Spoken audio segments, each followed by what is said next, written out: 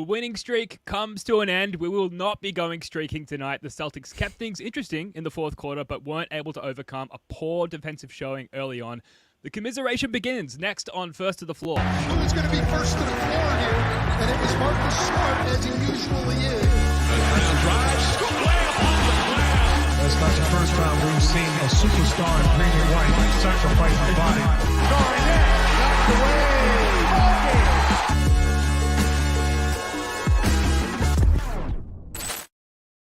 Hey, welcome into another episode of First to the Floor, our first as members of the Celtics blog team, something that we are very proud to officially announce just earlier today, in fact.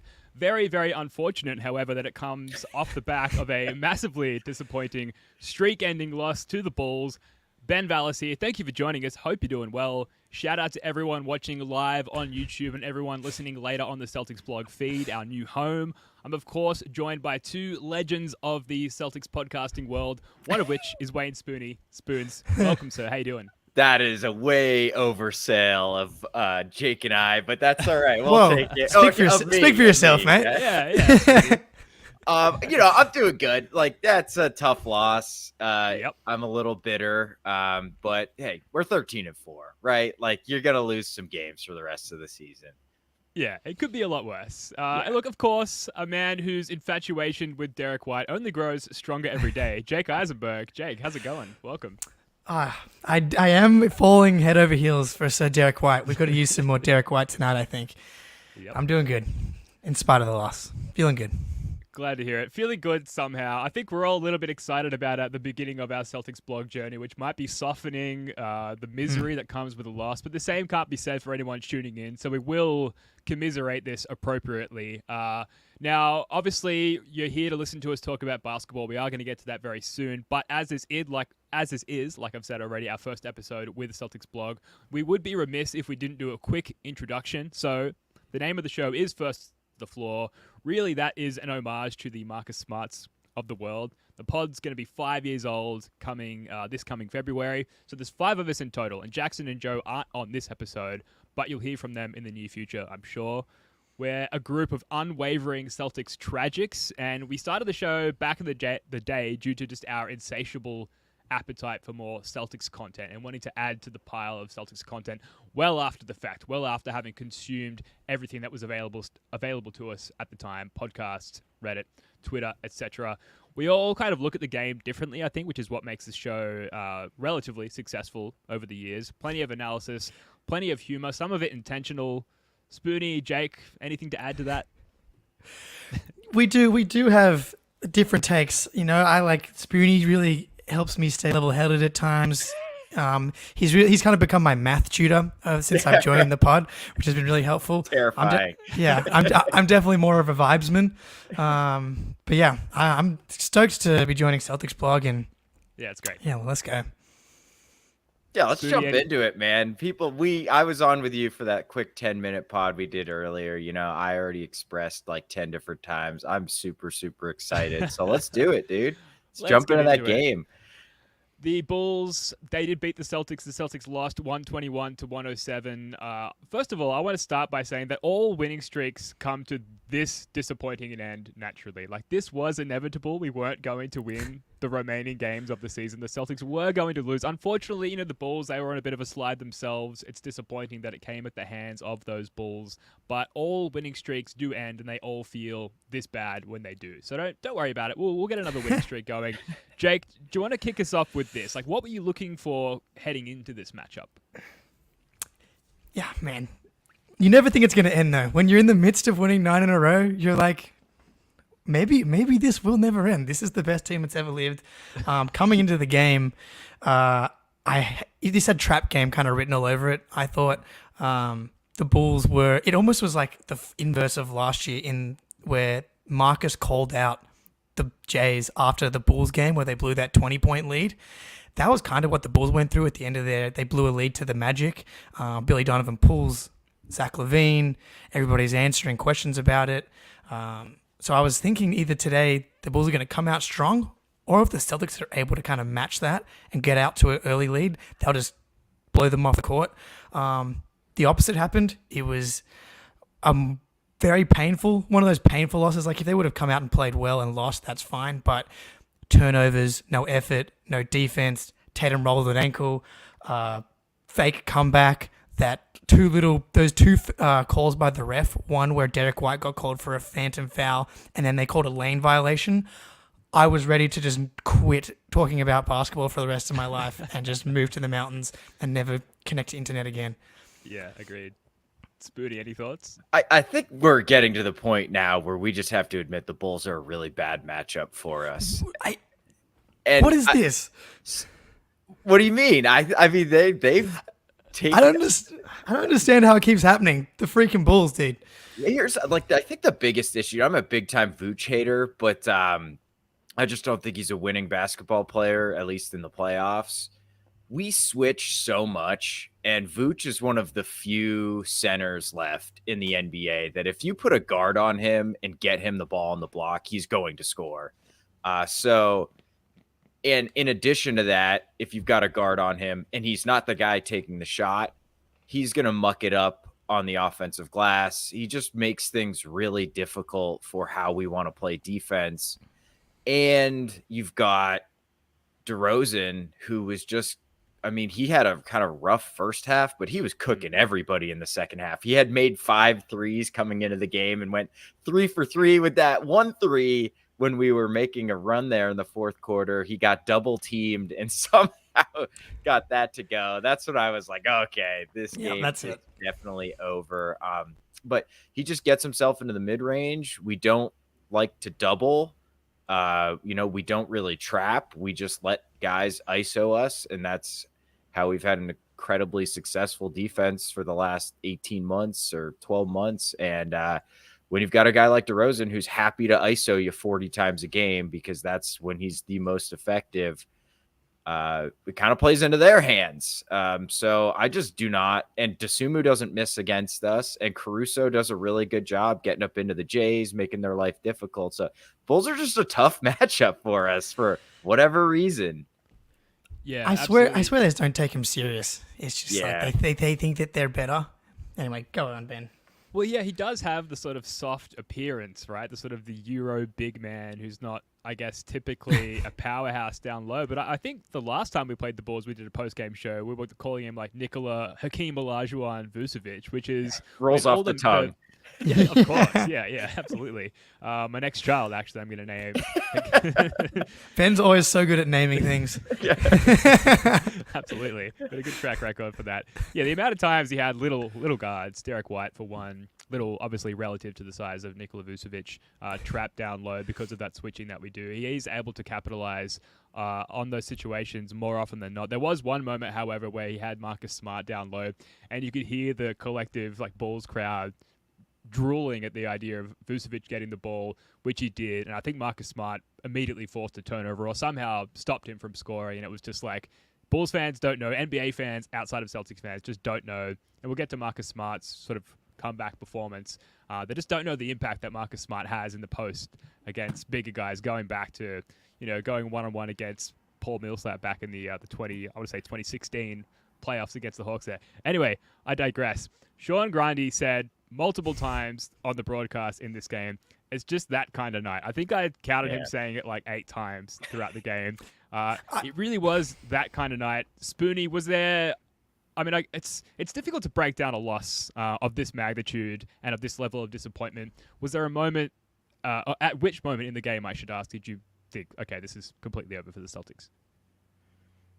I think when they pushed I think Patrick Williams in the third ISO'd Tatum and hit like a fall away 20-footer over Tatum. And it's like, all right, man, sometimes you're just not going to win a basketball game. But I really hated the way we played offense in the first half. But Jake, I'll let you give us your moment when you felt like it was over. I thought it was early. It may have been either Tatum or Jalen or both when they just got blown by. Like they barely even touched whether it was DeRozan or Patrick Williams as they blew past them. I was like, okay, I'm not sure if we're going to be able to come back against this team. We did it against the Thunder. But I felt it pretty early, and I tweeted. I was like, and when they started to get it close, I was very ready to just surrender, get a 20-point lead out, and bench the fellas. Instead, we end up with still racking up a fair few minutes.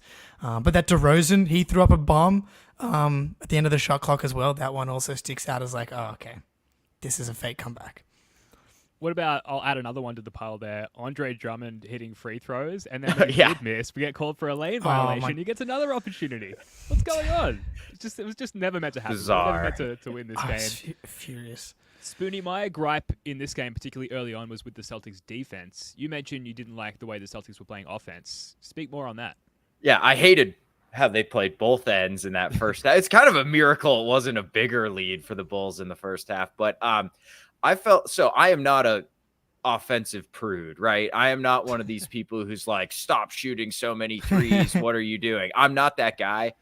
The types of threes they were taking were just so lazy in that first half. It was like maybe one pass, sometimes two, fire up, often with a guy closing out hard in your face. And if somebody's closing out hard, that means you can go by them. You can pump and go.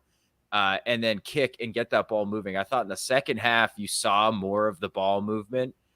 And, but even worse in this whole game, where was the off-ball movement and the hard cuts and the setting back screens and just generally two actions happening at the same time? I mean, it really felt like last year's offense in a lot of ways, which is not a compliment at all. And I think we were talking about with Forsberg about if we want our defense to improve, maybe we need to play offense a little slower. And maybe that's what we are seeing is Joe saying like, we need to chill out on offense and actually try to get our defense back to stuff. Well, if that's the case, it did not work. So I just felt like they were really out of sorts offensively.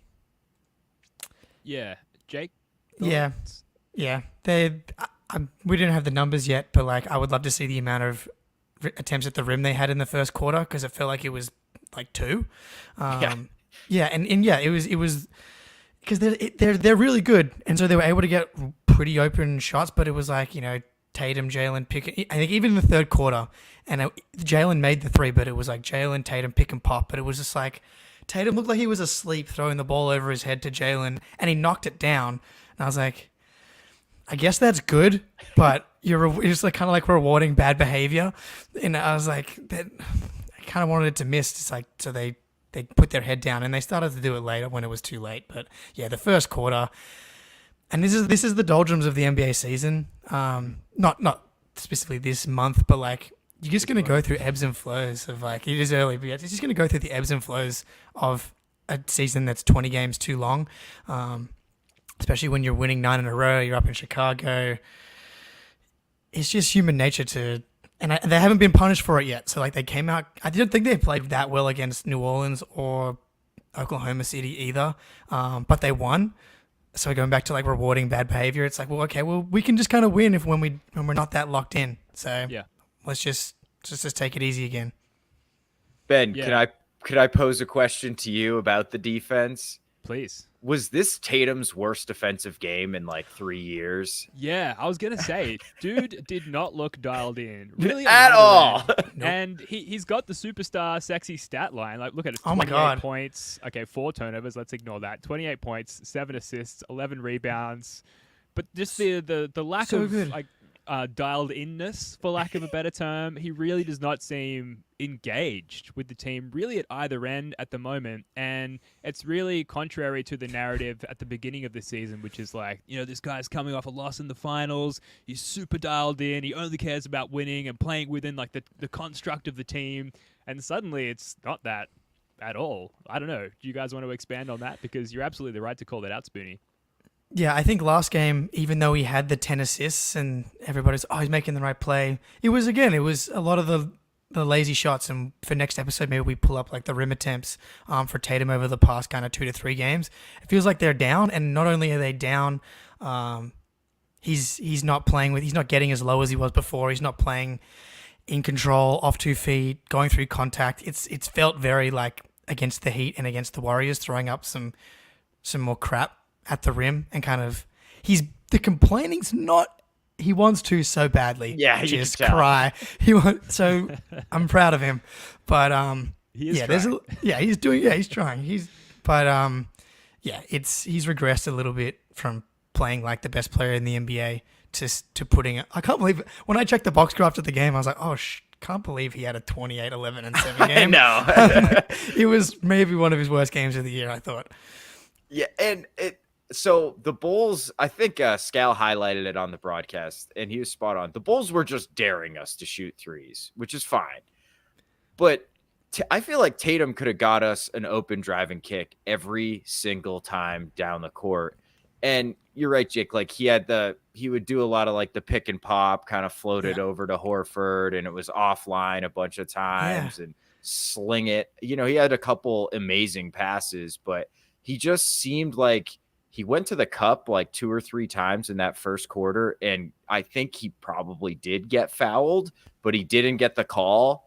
And it seemed like he was like, all right, well, I'm just done going to the rim if I'm not going to get calls tonight. And you just can't have that, man. Like DeRozan had a terrible first half, and there he is relentlessly attacking, getting to his spots, crossing Tatum up multiple times in almost embarrassing fashion, which is something you do not see from Jayson Tatum very often. So I don't know if Deuce isn't like sleeping at night or something, because as a parent, I've been there. It's horrible. He probably has a night nurse, but they're on the road. Yeah, they're on the road. So I just don't know what is going on. I don't know if he's like, I got to dial it back and conserve some energy here because he was already feeling it from the first 10 games. But I'm a little worried on the scale of 1 to 10. Are you guys like? I'm like a 3 on the worried about Jayson Tatum scale. What about you, gentlemen? I'm more worried now. I'm ready to Whoa, log what? off and end the podcast. You're freaking out here, Spoonie. I mean, it's not to speculate too wildly, but it's probably fair now, while we're on this subject, to call into question, obviously, the health of the wrist, which is the wrapping on that thing. Yeah. Is growing. It's evolving like a Pokemon. And then the ankle situation, I think he came down harshly on DeMar DeRozan's foot. DeMar, I hear it, the less I like it. DeMar DeRozan obviously injured a lower extremity there. Is it fair to start to call into question the health of Jayson Tatum, or do you think it's just a mental lack of engagement, Jake? Yeah, I don't think it's the health thing. Big game against the Mavs. Big game against the Mavs. ESPN national game. Luka Doncic at home, like MVP on MVP. If he comes out again and he's not playing defense, then maybe those are the questions we can start to ask, or we can ask some of the people that get to ask the questions of Jayson Tatum, because I can imagine he gets up for the one against the Mavs. Yeah, I mean, let's hope so. It's got to be circled on the calendar, surely. Yeah, I would think so. Just getting back to, I guess, the team versus team stats before we run down some other individual performances or lack thereof. Just looking at the rebounding disparity now. The Celtics, 43 rebounds. The Bulls, 59 rebounds. They out-rebounded the bleep of us. And 3-point shooting percentage as well, 48.3 from beyond the arc for the Bulls and 38%, which is like not terrible for the Celtics. I feel like, is it fair to say we were an Al Horford average shooting night away from like being completely in and maybe even winning this game? Yeah, 0 for 9, 0 for 7 from 3 on a lot of wide open ones. I mean, Grandy spoke about it. He was due for it. Like, he'd pretty much made every 3 in the past 2 weeks. So he was bound to. It's just, you just hate when the regression all comes in one go. It's like, let's just give us a 2 for 7, you know, and then another 2 for 7. We can work with that. Regress slowly. Yeah, yeah. Not all Don't at fall. once. Exactly. Yeah. The threes were actually took a note at the end of the first quarter. Like, the math works. They were 30%, I think, from 3 after the first quarter, and they were only down 5. Like, as bad as the offense kind of looked, they still, what did they put up? 107 or something. Yeah, 107. It's not a lot, but like they put up a lot of threes and they made enough. It was the other end of the court that was the issue. It was like we needed to shoot them out of that defense early to open up the driving lanes. And by the time we started making enough shots, it was like too little too late. And then, you know, the Bulls are like, well, they just kind of sat on this 20-point cushion that they almost let slip away. because we started making our shots. But like, had we hit like a flurry of threes to start that game off, the Bulls aren't throwing 4 in the paint every time somebody drives. And then all of a sudden, I think this is a pretty comfortable Celtics win. So it's very frustrating watching them take such bad threes in that first quarter, because it can be so important for the flow of the game as it goes on. And man, some of those threes were so bad, man. So bad. Speaking of so bad, I mean, I don't want to be Yes. too much of a bad detractor here. Marcus Smart returned in this game. Oh, I ouch. want to say he was so bad, like, because you kind of got to cut him some slack, right? It was clearly a dude returning from an injury who has been vocal in that injury is still somewhat of a factor and may continue to be a factor throughout the course of the season. Spoonie, just general, we don't have to spend too much time on it because it was pretty brutal. Thoughts on Marcus Smart's return? I thought he looked okay to good defensively. I will say that. At times, great defensively. He just really looked way out of sync and out of sorts offensively. I can't remember. He had 8 assists, but I can't. I mean, that felt like I'm just kind of moving the ball and the guy makes a shot assist. It's not like he created those plays and then it was like a dump off or something like that. And he had some pretty bad turnovers like the other ball handlers on the team did. So, yeah, not a great – his left hand, he finally missed with it. I'm not sure that happened before in the season. So, a pretty uneven to bad performance from Marcus, unfortunately. Yeah. Yeah. There was the one where they were kind of clawing back and they were on the fast break and he tried to force it into Tatum and just went back the other way for 2. I think it was like, that was maybe it'd been the 7-point lead. Like it got down to 7 when he threw that one and then it went back the other way. Yeah. It's just, we had been praising the sexy Marcus passes before he missed the last couple of games, averaging like 10 plus assists to like less than a turnover. So it's kind of a bummer to see it. It just felt like all of the things swung back at the same time the other direction, which is kind of what I feel like makes the loss hurt more than if they would have just like played more evenly overall and then lost like a tight game, which maybe would have hurt worse. But yeah, just listen to us trying to like justify and reconcile with this loss that we're just completely. I'd prefer to get blown out. I don't know. I think I was. God damn it! It was rough. Yeah. I suppose a slightly optimistic take on the loss, just zooming out a little bit, is like good teams make. This is a very smooth brain take as I think about it. Good teams make wins hard on even above average teams. And it felt like, even though, like you said, Jake, everything fell apart at once. Like everything that has been or become characteristic of the Celtics this season completely dissolved in this game. And yet it felt like by the end, we were really breathing down the necks of the Bulls and still making them stress out to really pull this win out. So even at our worst, we're still kind of good, is how I'm going to sort of fall asleep tonight, I suppose. Another optimistic take, Malcolm Brogdon, I suppose, he was pretty rusty in his first return back. In this game, 8 for 13 from the floor. Had some good moments. Was maybe one of the better Celtics at getting to the rim in this game. Hit a number of three-pointers, some of which he was completely wide open for, and he seemed very happy to take. And was very efficient operating out of the pick and roll, although we didn't see too many Malcolm Brogdon pick and roll possessions in this game. Off the top of my head, obviously the tracking data is not available right now. Spoonie, what do you think about Brogdon's second game in his return? I still think he does not look quite right. Not in like a he's super hurt way, but just like feeling his way back into the game.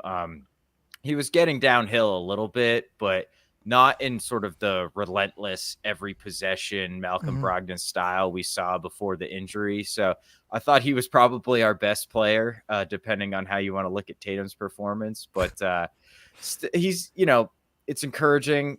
He's kind of bolstered by 5 of 6 from 3. And I think DeRozan got him a few times real bad on defense. So that's not ideal. But yeah, overall, Brogdon was a huge improvement from that first game back. So yeah, if we want to take one positive away, I can be Malcolm Brogdon's performance for sure.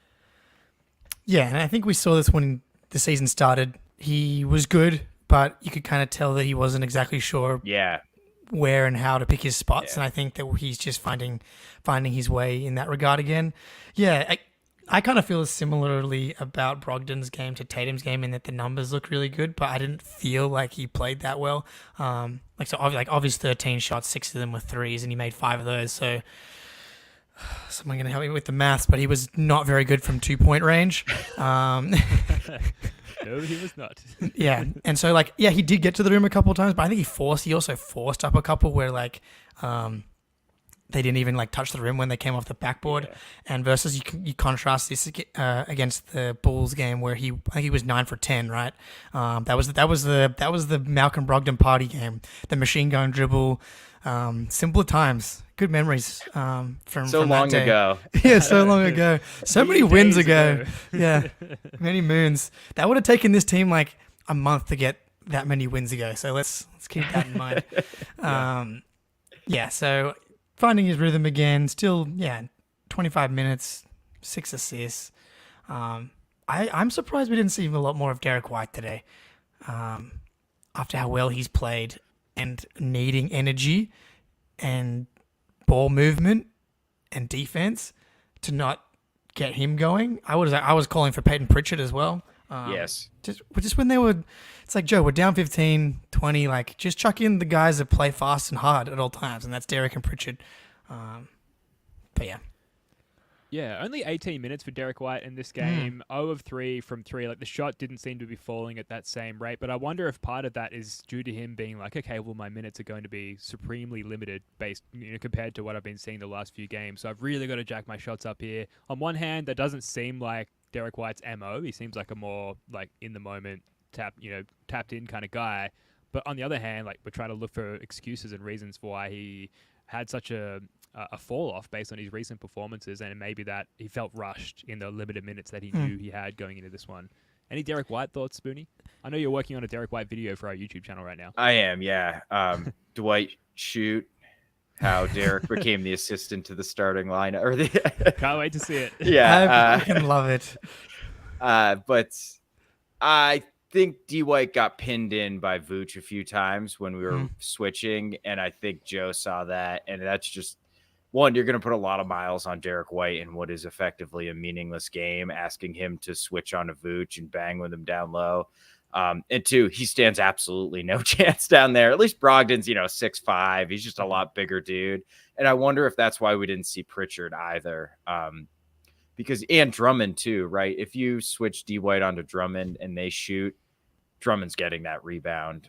So the two smaller guards just really did not play much, and Pritchard not at all. And I think it's probably because of that, because I'm with you on the offensive end. Derek White's the only guy with a positive plus minus in this game. I know. Yeah. Plus one. He did, he missed the threes, but he was 2 for 2 from 2. And he's going to always bring that ball movement, and then which we were desperately in need of, and the off ball movement, which we were also desperately in need of. So that's the only thing I can think as to why his minutes would have been limited, especially with Smart basically stinking up the joint. So it's not like, well, Marcus was so good, how are you going to play Derek White over him? I'm confident Marcus Smart will be back. Yeah. We're not going to get to all the players. We're not going to get to Lukey Fourblocks. We're not going to get to Sam Hauser, who was kind of a no-show tonight. Jake, is it fair to say that Jaylen Brown was the best Celtic in this game? Man, No? I'm having a bit of a battle with Jaylen in more ways than one at the moment.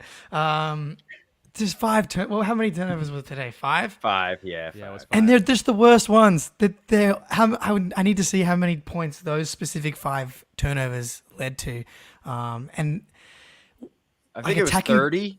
Felt like 30. at least 30. And just attacking Dosunmu at the top of the key, 0 passes between there was one late. I was watching with my fiance, and he was just going machine gun between the legs, tried to throw a pass, Vooch came over, Caruso was right there, and we both were there was 100% chance he was either going to dribble it off his foot or throw it away, and 4 seconds later, that's what happens. You got to simplify it. I was just trying to look up last 5 games, he's averaging 5 turnovers a game. Yikes. It's a lot. A lot of turnovers. He's also averaging, 25 on 50% from the field. That's kind of the Jaylen Brown experience right now. He's scoring at a pretty good rate, but it's just coming with some really frustrating moments, more so than usual, I think. It does kind of feel like a lot of individuals are sort of drifting away from the cohesiveness that's made the team so effective so far. And a theme recently has been ugly wins. And I think that sort of feeds into the ugliness of those wins. Again, taking an optimistic take, maybe a necessary loss to help pull everyone back in and finding that cohesiveness and remembering that they need to bring the best of themselves to these team wins, right? And Jaylen Brown could start by not bringing 5 turnovers a game over the last 5 games each of these games. It's exactly like, and Spoonie will probably remember this well. 2007, Patriots are 15-0, and they beat the Giants to go 16-0. They probably needed to lose that game, and they win the Super Bowl. So we needed to lose this game so we can now win the title, I think is what you're saying. That's it. Now that's the turn, baby. Jaylen needs to stop jumping without a plan. That drives me he has done it his entire career. And I swear he turns the ball over twice a game when he jumps in the lane and has no idea where to go with the ball. And the best case scenario is he throws it out of bounds and it's a dead ball turnover. But often it's just straight to the other team for 2 points the other way. Stop jumping, Jaylen. And Scal made an excuse for him on one of them where he's like, well, Grant should have been in the corner. I was like, no, dude. He spun into 3 players and got in the air. It's like, just Jaylen's got to cop that one. Yeah. Come on.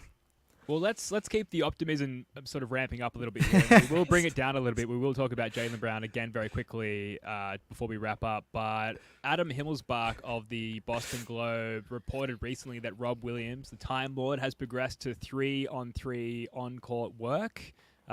Jake, you've added these notes to our run sheet, I believe. So I want to divert to you here. But it sounds like there's some more promising Rob Williams data out there for us to assess. Well, so we're at week 0.5 out of 12 on the timeline as of today. That's data, baby. Yeah, we like Jake data is straightforward, easy for the people. And so Lakers Celtics is going to be pretty much 12 weeks to the day, and the Lakers are actually on a 3-game win streak against some of the worst opponents in the league.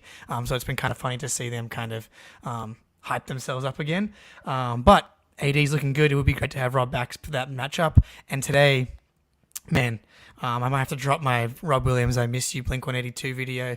Yeah, today, do it. Yeah, I think that was like this is an example of like you just need someone that's like Vucevic has no chance of scoring over Rob Williams with like little hook shots consistently. It just doesn't happen. But yeah, I went on a nice little coastal walk around Maroubra where I live in Sydney on Saturday, and I was just fantasizing about Rob being back after reading this Himmelbach story. Because I'm guessing we're going to bring, and actually, we're joining the Celtics blog team. We've been added to the Slack channel.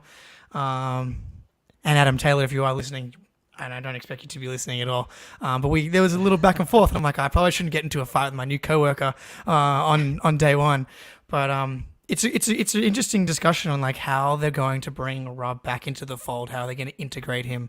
I think that they should bring him off the bench to start basically playing the backup. I'm of the opinion of being like as cautious as possible and like pretty much for the rest of Rob's career cautious unless we get like multi-years of consistent health.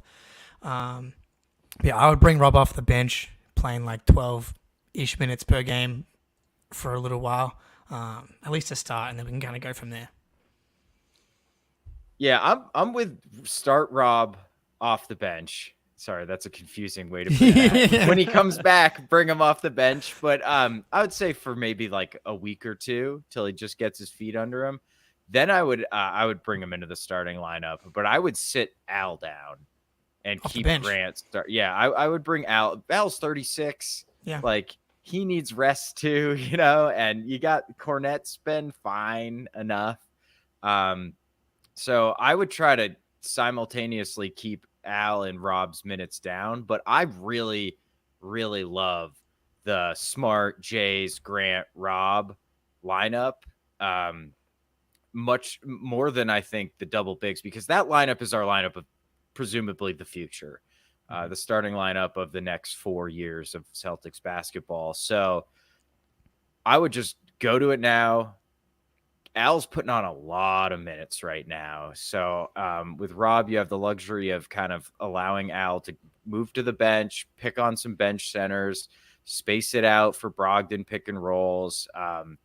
And that lineup, Grant does all the things you want for a guy next to Rob Williams. Shoots a ton of threes and can switch and can guard bigger, except for the most behemoth centers.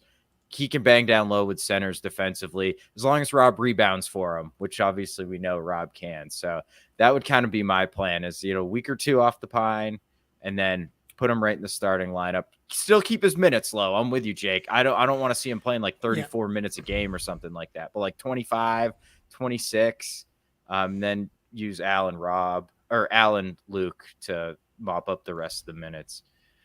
Yeah. And I agree. I think that Rob should be the starter at some point. But I guess my point in the chat earlier that I didn't really get to is that I don't know if Rob really should be going above 25 minutes ever. Yeah. Except in the playoffs. I guess late into the playoffs. And I just don't know if he's going to be a player that can give you 30 minutes every single game for 3 months in the playoffs. Like, there has not been a single moment in his career. That's the reason he fell in the draft. We've experienced it for his whole career at Boston as well, is that as he starts to ramp up, he gets injured. And so 25 minutes, 26, 27, 28 minutes a game as your starting center for the next 5 years. If you get that consistently, that's a lot more valuable to me than ramping him up and you're like, okay, we've tested the limits. Should we continue to leave him at this point? Because history tells us that definitely not. If it's game 6 and we're down 3-2 in Milwaukee, which we won't be, we'll be up 3-2 this time. You start to push, you start to kind of rev the engine, and it's I'm not sure if I'm going to make it to the finish line here, but that's when those moments are, or when it's time to really push the limits. But I'm just Glass, treat him like the crown jewels of everything, because that's kind of what he is. Yeah, he could play 40 minutes in Game 4 of our finals sweep against the Warriors. That's right. The revenge mission. Yeah, I agree with bits and pieces of what both of you said, namely that the biggest beneficiary of Rob coming back will be Al Horford, in that he can finally get the rest that, as a fellow almost 36-year-old, I know he needs. We all know that. Anyone 36 and above knows the rest. Even on, Al's on the plant-based diet, whatever it is. He's got to be feeling it, surely. And he showed it today with his lack of shot making there. So hopefully Rob can come back soon and at least just release some pressure from the Al Horford valve there. Guys, before we wrap up, we'll get to the upcoming schedule. Jaylen Brown, bit of controversy surrounding him, and I want to make sure that I say right up front that I'm very self-conscious and self-aware of 3 white guys doing it around the room on this particular situation, and how probably unsuited we are to add that much commentary to it. So it will be brief, but if you are unaware of the situation, Jaylen Brown retweeted, a video of a group of Black Hebrew Israelites out the front of the Barclays Center who seem to be there celebrating the return of Kyrie Irving. He retweeted that video with the word energy, and then subsequently has sort of come out saying he wasn't aware precisely who that group were and what they stood for, and kind of indirectly, apologized for that tweet. I'm trying to tread carefully here, Spoonie, but do you feel are you satisfied with how Jaylen Brown has sort of subsequently dealt with what was initially maybe a poor decision? Sure. I mean, moving on. I didn't know, I didn't look at that group and know exactly who they were upon seeing them. And I've certainly fired off some tweets. One time I tweeted, man, this seems like a home game for the Warriors when they were playing the Cavs, meaning wow, there's a lot of Warriors fans in Cleveland. The game was taking place in San Francisco. So I'm just an idiot.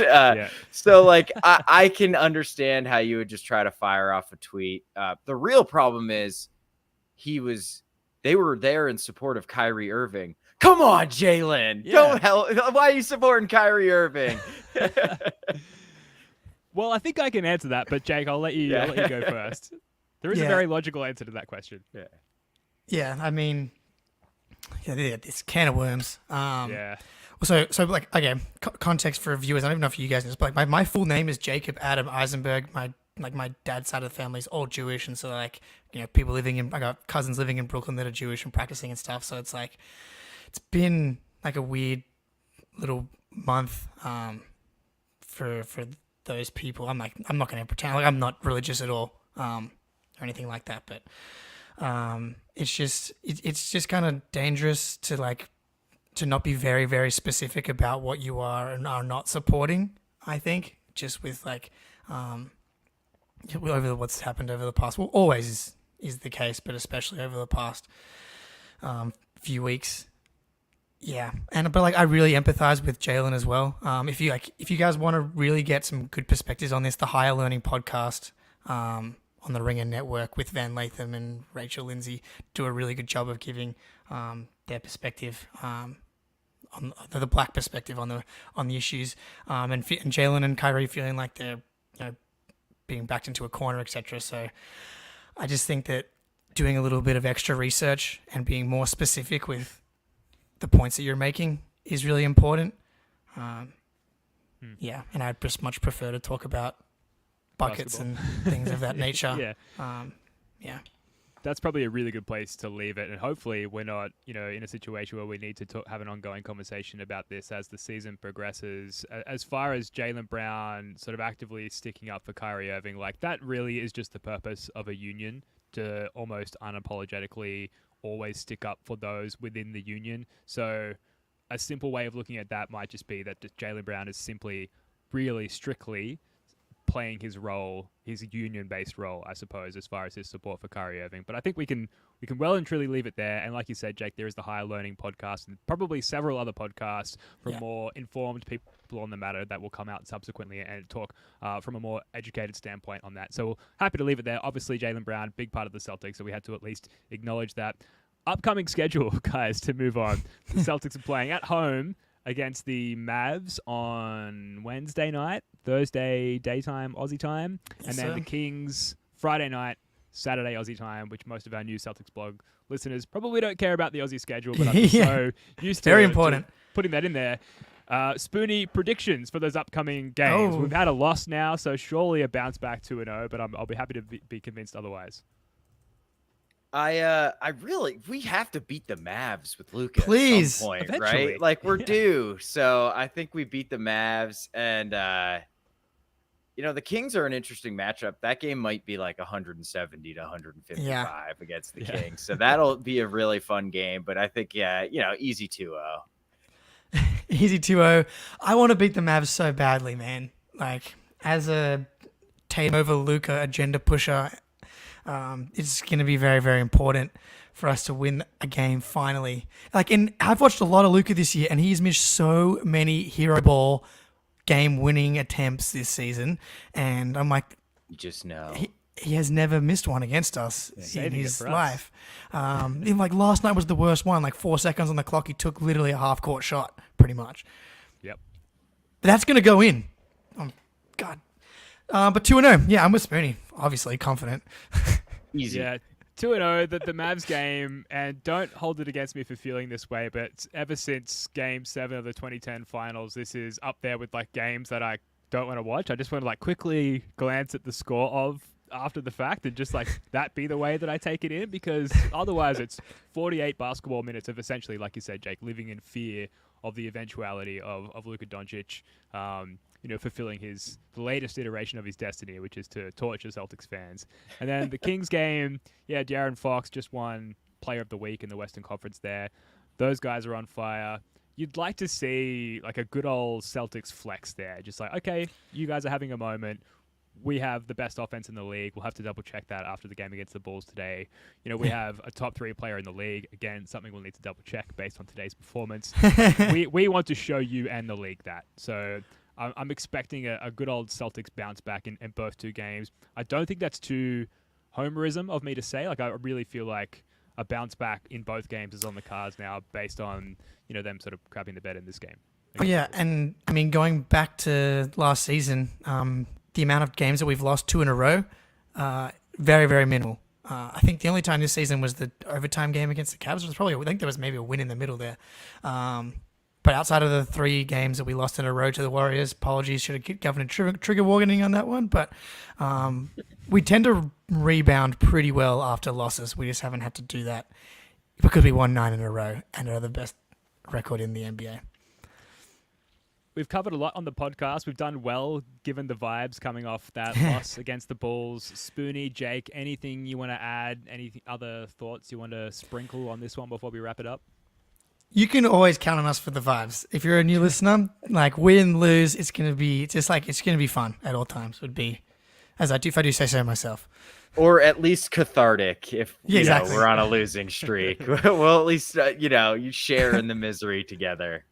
Yeah, Exactly. absolutely. All of the above. All right, that is going to do it for this one. Thanks, hopefully, to all of our existing listeners for jumping over to the Celtics blog feed. Thanks again to our new listeners who were already subscribed to that feed. There's no Thanksgiving in Australia. I guess we just have nothing to be thankful for. So Jake and I, at least, will be back with another pod on Friday. Keep an eye out for that one.